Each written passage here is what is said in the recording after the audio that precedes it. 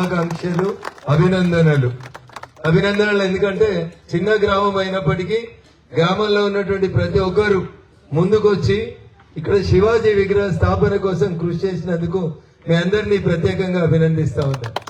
మొదటి ఇటుక పెట్టిన దగ్గర నుంచి ఈ రోజు పూలదండ వరకు కొద్దిమంది మాత్రమే ముందుండి కనబడుతారు. తెర వెనుకాల చాలా మంది ఈ కార్యక్రమానికి సహాయపడి ఉంటారు.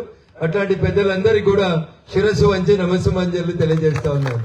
స్థానిక సర్పంచ్ తో పాటు ఈ మండల భారతీయ జనతా పార్టీ అధ్యక్షుడు మిత్రుడు ఆదిత్య సర్పంచ్ గారిని నా దగ్గరికి తీసుకొని వచ్చి, అన్న మా ఊర్లో శివాజీ విగ్రహ ఆవిష్కరణకి రావాలని అడిగినప్పుడు గజ్వేల్ నియోజకవర్గంలో ఒకటి, సిద్దిపేటలో ఒకటి, దుబ్బాకలో ఒకటి, మెదక్లో ఒకటి, సంగారెడ్డిలో ఒకటి, మొత్తం 5 విగ్రహాలు ఒప్పుకున్నప్పటికీ కూడా నా మొదటి ఆప్షన్ నేను సంగారెడ్డికి ఇచ్చి నాగసాన్పల్లి గ్రామానికి వచ్చి ఈ విగ్రహ ఆవిష్కరణ కార్యక్రమంలో పాల్గొనేటువంటి అవకాశం కల్పించిన గ్రామంలో ఉన్నటువంటి వీర శివాజీ వారసులందరికీ పేరు పేరున హిందూ బంధువులందరికీ కూడా మరొకసారి కృతజ్ఞతాభివందనాలు తెలియజేస్తా ఉన్నాను.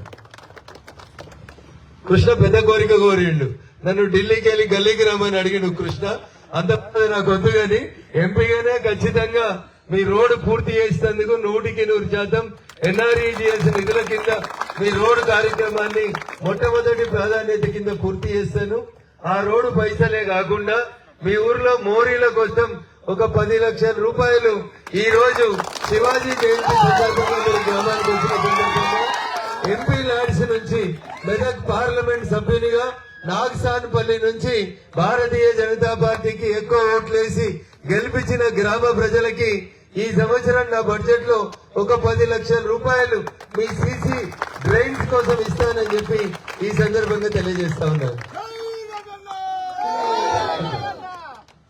మీ ఏఈ గారిని కలిసి 2 మోరీలు ఎక్కడ అర్జెంట్ ఉన్నాయో ఒక 10 లక్షల వరకు డ్రైన్స్ కోసం తీసుకొని తప్పకుండా మంజూరు ఇస్తాను.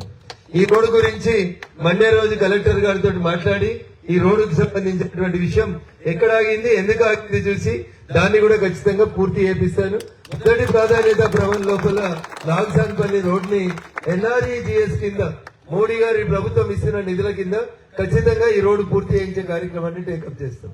కాకపోతే ఈ వచ్చిన కార్యక్రమం వీర శివాజీ జయంతి. మనమందరం కూడా చాలా సంవత్సరాలుగా ఎక్కడో పుట్టిన మరాఠా యోధుడు, తెలుగుతో సంబంధం లేదు, మనతో సంబంధం లేదు, మన రాష్ట్రానికి సంబంధం లేని వ్యక్తి అయినప్పటికీ కూడా దేశంలో ఉన్న ప్రతి హిందూ బంధువు కళ నా కొడుకు శివాజీ అంత గొప్పోడు కావాలని ప్రతి తల్లి కలలుగంటా ఉంటది.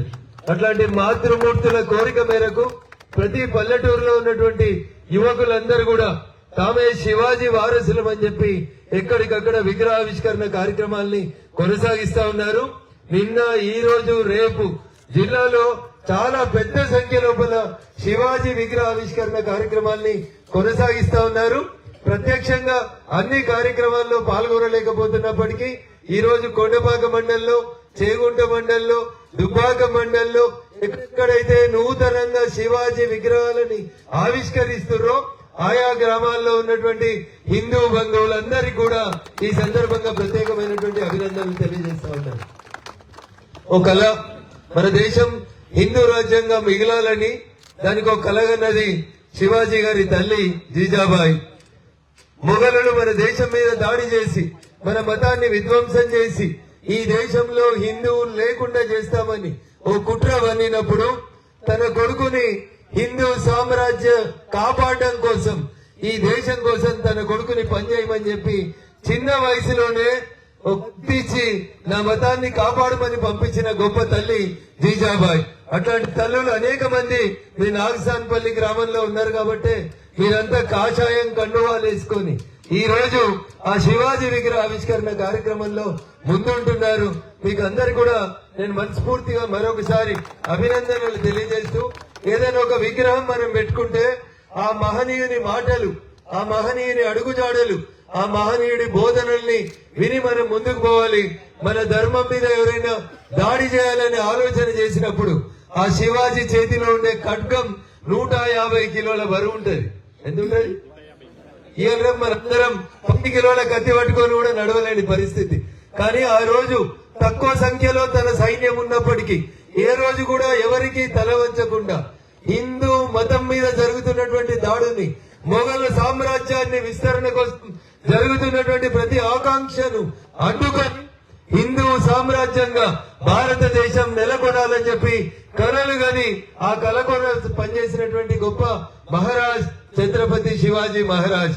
ఆయన అడుగుజాడలలో మీ ఊర్లో ఆ విగ్రహం వచ్చింది కాబట్టి దయచేసి గ్రామంలో ఉన్నటువంటి యువత నో డ్రగ్స్, నో కళ్ళు, నో మందు, తప్పుడు అలవాట్లకి దూరంగా ఉండి యువత అంతా కూడా శివాజీ వారసులుగా ముందుకు పోతామని ఈ రోజు మీరందరూ కూడా ప్రమాణం చేసి సమాజంలో ఉన్నటువంటి చెడు అలవాట్లకు దూరంగా మంచిని ముందుకు తీసుకుపోయి మన ధర్మాన్ని కాపాడుకోవడానికి అవసరమైతే వెనుకటికి ఒకరు చాలు, ఇద్దరైతే కష్టమైతుంది అనుకునేటువంటి స్థితి నుంచి ఈ రోజు మన ధర్మాన్ని కాపాడుకోవడానికి అవసరమైతే ముగ్గురినైనా కందాం, అందులో ఒకరిని దేశం కోసం ఇద్దామనేటువంటి ఆలోచనతో నేటి యువత ముందుకు పోవాలని మీ అందరినీ మనస్ఫూర్తిగా వేడుకుంటూ చేగుంట మండలం అనంత సాగర్ అనే గ్రామంలో నేనే విగ్రహం ఇప్పించినాను.